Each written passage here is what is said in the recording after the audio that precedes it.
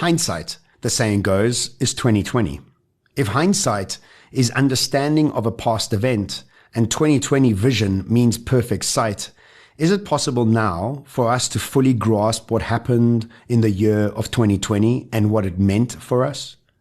For nations, for businesses, for environments, for wealth, for poverty, and for social and political structures?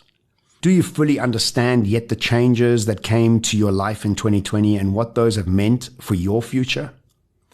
A century after the brief hiatus between the two world wars that fundamentally changed everything in the world, historians, academics, and politicians are still piecing together the events that led to the destruction of entire ways of being and the loss of millions of lives. They're still trying to connect how we live now to what happened then. How then can we even contemplate beginning to understand the magnitude of what has happened to us? To each and every one of the 7.753 billion of us who is still lucky enough to wake up every morning, less than a handful of years after the countries of the world started blocking their borders and ordering the citizens to stay inside in an attempt to contain the spread of the coronavirus. Some of us have begun to adapt. Others are still floundering in the newness. Some have turned the changes into fuel for a free-floating anger so hot it has scorched not just those around them and all their social media connections, but is slowly turning the person they once were to ash in the fire of their indignation.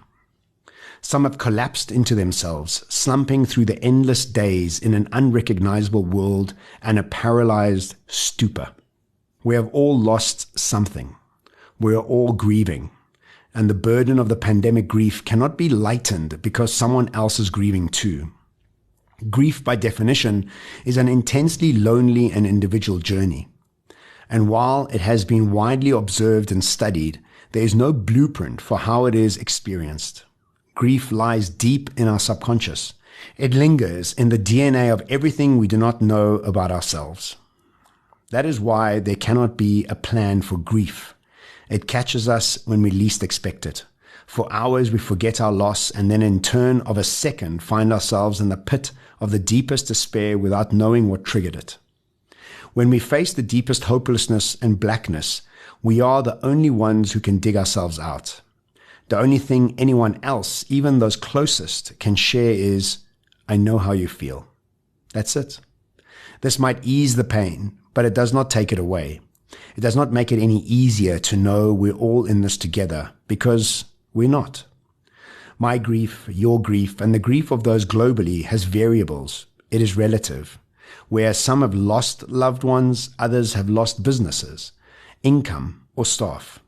People have lost their homes, have had to move in with their families or downscale, or even, frighteningly, ended up sleeping rough, in their cars if they still have them, or in the open. Economies have collapsed, leaders have faltered and fallen, and the work landscape has changed beyond comprehension. Even those who have lost nothing tangible have experienced loss, either vicariously through the loss experienced by people in their lives, or through the simple fact that the framework we once used for understanding the world has collapsed or is collapsing.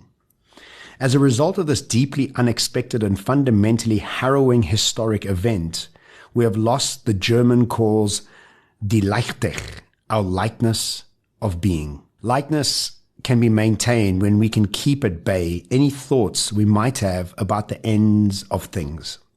Lives, relationships, income streams, or when we have wrestled intellectually with the basic unpredictability of life and have planned within the framework of the reasonably knowable in order to seek the lives we want for ourselves. But the virus ripped that carpet out from under us. Adversity can happen from the death of a loved one, from being diagnosed with a terminal illness, or losing our business. We are conditioned up to a point to expect adversity. We consciously know it exists. In a way, this means we have built an immunity to adversity. A loved one can be killed in a car accident or murdered, for example. And while this is shocking and enormously tragic, we know that things like this can happen.